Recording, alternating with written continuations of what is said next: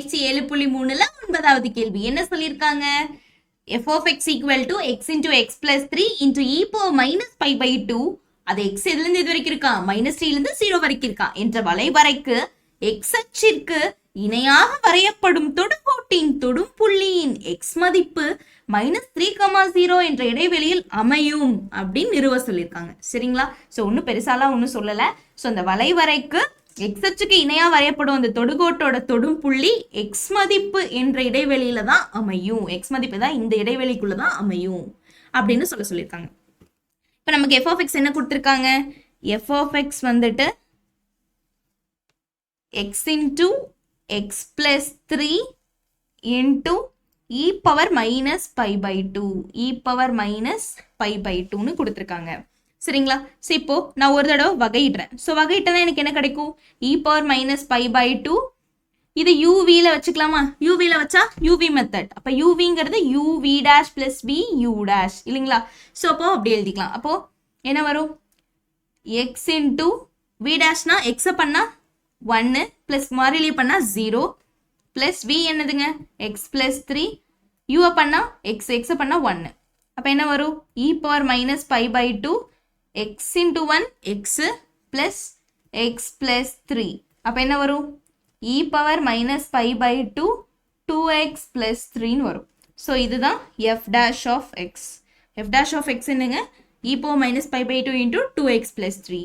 So இப்போ இதுலேருந்து என்ன சொல்லலாம்? f of x என்பது கீழே 0 வரல, அங்கேயும் கீழே 0 வரல. அப்போ தொடர்ச்சியானதுன்னு சொல்லிடலாம், வகையிடத்தக்கதுன்னு சொல்லிடலாம். அப்போ f of x என்பது எதுல தொடர்ச்சியானது? மூடிய இடைவெளி -3,0. ஸோ மூடிய இடைவெளி -3,0வில் தொடர்ச்சியானது. எப்படி இருக்குங்க? தொடர்ச்சியானது.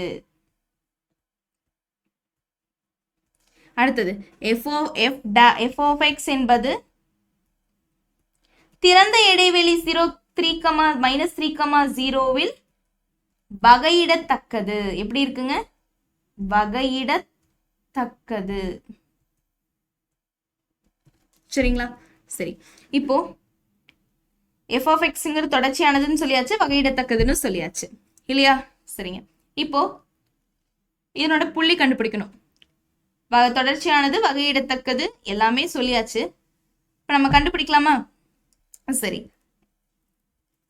இப்போ f dash of cன்னு ஒன்று இருக்கும். அந்த சிங்கிறது எதுல இருந்து வந்திருக்கும்? திறந்த இடைவெளி -3,0 வந்திருக்கும். அது எப்படி எழுதிக்கலாம்? எது மீன் வேல்யூ, அதாவது சராசரி மதிப்பு தேற்றத்தின் படி சின்னு ஒன்று நமக்கு தோன்றும். ஸோ அந்த சி எப்படி இருக்கும்? f dash of c equal to f of b minus f of a divided by b minus aன்னு இருக்கும் இல்லைங்களா? சரி, அதுக்கு நம்ம f of 3 கண்டுபிடிக்கணும். ஸோ f of -3 கண்டுபிடிச்சிட்டு f of 2ன்னு போடணும். ஸோ இப்போ f of இதில் போட்டு பாருங்க. f of -3 போடுங்க, என்ன வருதுன்னு பார்க்கலாம். f of -3 போட்டிங்கன்னா என்ன வரும்? ஸோ இது கண்டுபிடிக்கிறதுக்கு முன்னாடியே அதை சொல்லிடலாம். ஸோ இப்போ f of 3 போட்டால் என்ன வரும்? f of 3 போட்டிங்கன்னா என்ன வரும்? -3 போட்டிங்கன்னா என்ன வரும்?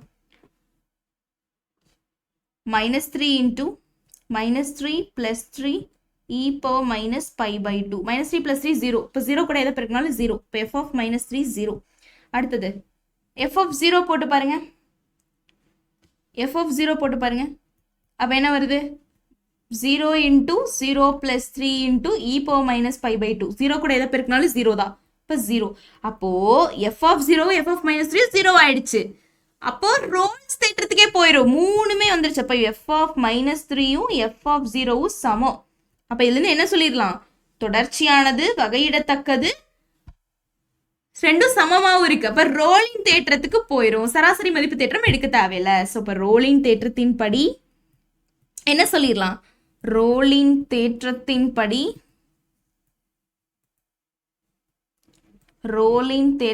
படி என்ன சொல்லிடலாம்? f of x என்ற வளைவரைக்கு x அச்சிற்கு இணையாக வரையப்படும் தொடுகோட்டின் தொடும் புள்ளி x மதிப்பு -3,0 என்ற இடைவெளியில் அமையும் அப்படின்னு சொல்லிடலாம். என்ன சொல்லிடலாங்க? x, அதாவது f of x என்ற வளைவரைக்கு ஸோ அந்த வளைவரைக்கு வரையப்படும்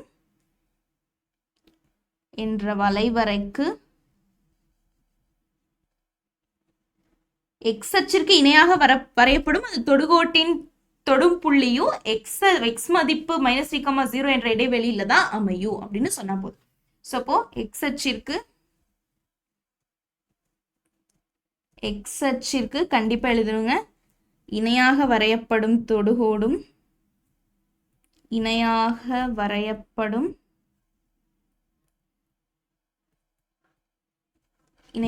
வரையப்படும் தொடுகோட்டின் தொடும் புள்ளியின்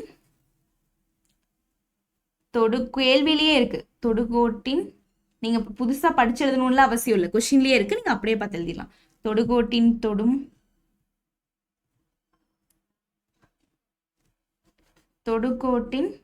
தொடும் புள்ளியின் எக்ஸ் மதிப்பு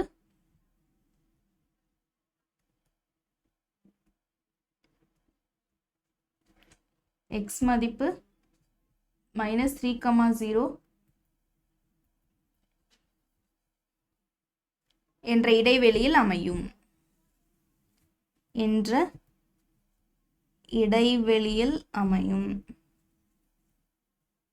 இந்த இடைவெளியில தான் அமையும்னு சொன்னாவே போதும். புரிஞ்சுங்களா? ஸோ இது எந்த படி? ரோலிங் தேற்றம் படி. புரிஞ்சுங்களா? சரி, அவ்வளவுதான். அடுத்தது பயிற்சி 7.3ல இறுதி கேள்வி 10வது கேள்வி என்ன சொல்லியிருக்காங்க? சராசரி மதிப்பு தேற்றத்தை பயன்படுத்தி, அவனே சொல்லிட்டான் நீங்க சராசரி மதிப்பு தேற்றத்தை பயன்படுத்திக்கோங்கன்னு சொல்லி. ஸோ அந்த தேற்றத்தை பயன்படுத்தி இந்த விஷயத்த நிறுவ சொல்லியிருக்கான். ஒரு நிபந்தனை கொடுத்து நிறுவ சொல்லியிருக்கான். சரிங்க, இப்போ நான் இதில் எப்படி எடுத்துக்கிறேன்னா f of x e power -xன்னு எடுத்துக்கிறேன். பொதுவாக எடுத்துக்கிறேன். f of xனா e power -xன்னு எடுத்துக்கிறேன். அப்போ ஒரு தடவை வகையிட்டனா f dash of x எப்படி இருக்கும்? So e power x differentiate பண்ணா e power x, ஆனா e power -x வகையிட்டோம்னா -e power -x. சரிங்களா? So e power -x வகையிட்டோம்னா f dash of x எப்படி இருக்கும்? -e power -x. சரிங்களா? f dash of x எப்படி இருக்கும்? -e power -x. சரிங்களா? சரி, இப்போ f of xங்கிறது 0 கீழே 0 ஆகல, அப்போ தொடர்ச்சியானது. f டேஷ்லயும் கீழே 0 வரல, அப்போ வகையிடத்தக்கது. சோ இப்போ f of x என்பது புள்ளி பாத்தீங்க அப்படின்னா இதுல என்னென்ன புள்ளி a b தான் பயன்படுத்திருக்காங்க. அப்ப a, b ன்னு எடுத்துக்கலாம். சோ இப்போ மூடிய இடைவெளி a, b யில் தொடர்ச்சியானது.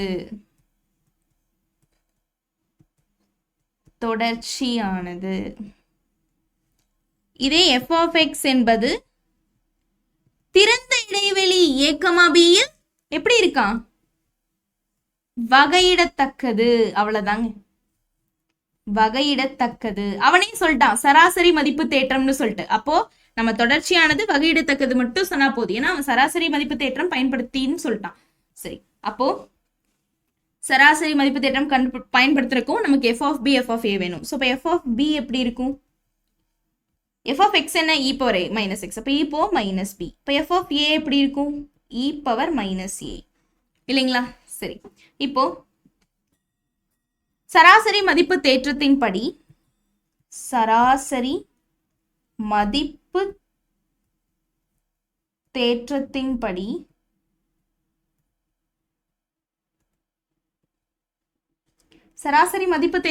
எப்படி எழுதிக்கலாங்க? சீன்னு ஒன்று நமக்கு திறந்த இடைவெளி a, b இருந்து வந்திருக்கும். ஸோ அதை எப்படி எழுதிக்கலாம்? f dash of c equal to f of b minus f of a divided by b minus a ன்னு எழுதிக்கலாம். சரிங்களா? சரி, இப்போ f dash of c equal to f of b. f of bங்கிறது என்னங்க? e power minus b. அப்போ e power minus b minus f of aங்கிறது என்னங்க? e power minus a. e power minus a divided by b க்கு b தான், a க்கு a தான். So அப்போ b minus a அப்படி எழுதிக்கலாம். b க்கு b தான், a க்கு a தான். ஸோ b minus a அப்படி எழுதிக்கலாம். சரிங்களா? சரி, இப்போ f dash of c எப்படி இருக்கும்? f dash of x என்ன? e power minus x. minus e power minus x. இப்போ f dash of c எப்படி இருக்கும்? minus e power minus c. minus e power minus c. x ன்னு இருந்தா x, c ன்னு இருந்தா c. அவ்வளவுதான். சரிங்களா? So which is equal to, இதுல மைனஸ் பொதுவா எடுத்துக்கோங்க. அப்போ e power minus a plus எல்லாம் மைனஸ் ஆயிரும், மைனஸ் எல்லாம் பிளஸ் ஆயிரும். மைனஸ் பொதுவா எடுக்கும் போது e power minus a plus minus e power minus b divided by minus கீழே எடுத்துட்டீங்கன்னா a minus b வந்துருமா? இப்போ இந்த மைனஸும் போயிடும். அப்போ என்ன இருக்குங்க? minus e power minus c equal to e power minus a minus e power minus b divided by a minus b. இல்லைங்களா? சரி, இப்போ இது அப்படியே திருப்பி எழுதிக்கலாம். e power minus a divided minus e power minus b divided by a minus b equal to minus e power minus c. இல்லைங்களா? So ரெண்டு பக்கமுமே மாட் எடுக்கிறோம். ஸோ ரெண்டு பக்கமுமே மட்டு மதிப்பு மாட் எடுக்கிறோம். ஸோ மாட் எடுத்தோம்னா என்ன வரும்? e power minus a minus e power minus b divided by a minus b equal to modulus minus e power minus c. சரிங்களா? சரி, இப்போ இது ரெண்டுக்கும் மட்டு மதிப்பு பிரிச்சுக்கலாம். ஸோ பிரிச்சோன்னா என்ன வரும்?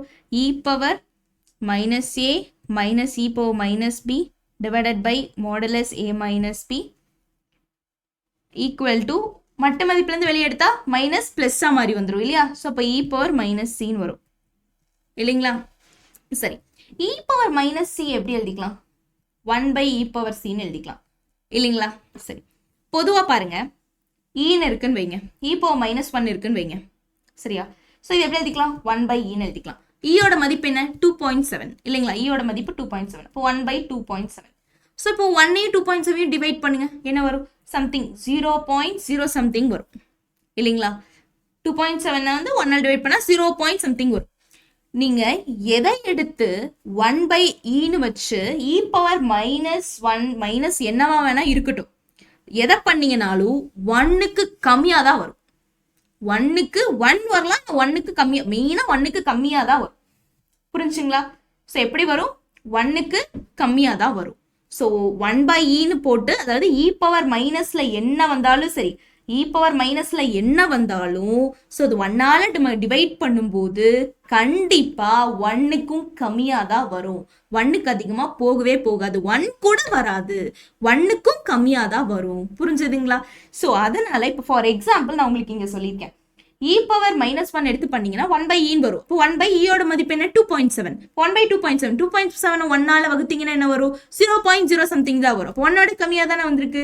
ஸோ இப்போ இங்கே என்ன பண்ணுறோன்னா, e power minus a minus e power minus b divided by a minus b less than 1. ஏன்னு இப்போ நான் உங்களுக்கு சொன்னேன், எதை எடுத்தாலும் 1 விட கம்மியாக தான் வரும். ஸோ ஈயால் வகுக்கும் போது. புரிஞ்சுங்களா? இப்போ நான் இது சைடில், இது வகுத்தல் இருக்காங்க, போனால் பெருக்கல். அப்போ e power minus a minus e power minus b which is less than modulus a minus b. புரிஞ்சுதுங்களா? ஸோ இங்கே இருக்கான்னு பாருங்க. ஸோ இதான் நம்ம நிறுவ வேண்டிய விஷயம். இருக்கா? அவ்வளோதான். வந்துருச்சா நமக்கு? அவ்வளோதான். புரிஞ்சுதுங்களா? நிறுவியாச்சு. ஸோ இதோட நம்மளோட பயிற்சி முடிஞ்சது. ஸோ இந்த பயிற்சி ஃபுல்லாக தெளிவாக பார்த்துருங்க. அடுத்து வர்றது ரொம்ப ரொம்ப முக்கியமான பயிற்சி. ஸோ அதுக்குள்ளே இதை ஃபுல்லாக தரவை பார்த்துருங்க, சரியா? ஸோ இதை ஃபுல்லாக தரவை பார்த்து அடுத்த பயிற்சிக்காக ரெடியாக இருப்பீங்கன்னு நினைக்கிறேன். சரி.